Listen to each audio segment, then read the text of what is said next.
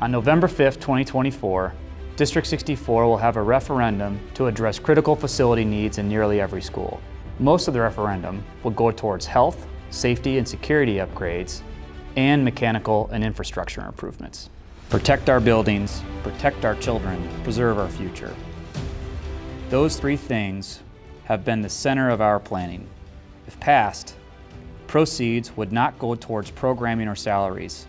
All of the money would go right back into our buildings to protect our students and staff, and in doing so, we can preserve the future of our district.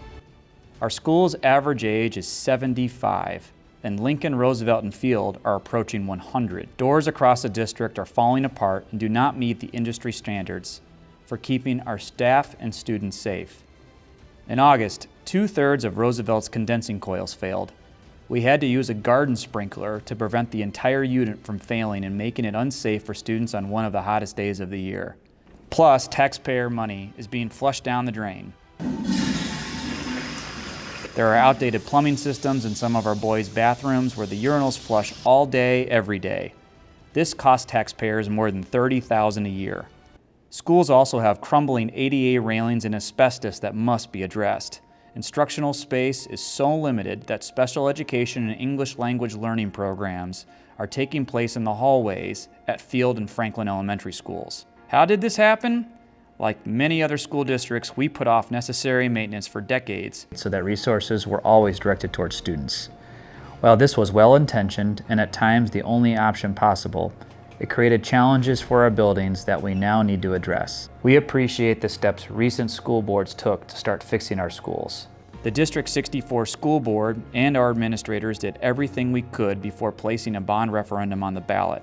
We have already allocated a significant amount of reserves towards our schools. For example, $38 million were invested into constructing our full-day kindergarten additions, programming that the state will soon require.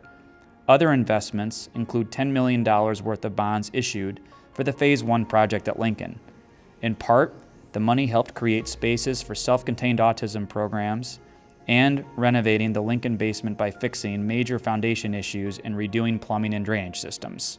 My job as superintendent is to tell you the facts, not only how we got here, but how we're going to ensure that we're not at this place again. To show the community how serious we are about this, we've put together a long-term plan for taking care of our schools, and it's now available on our website.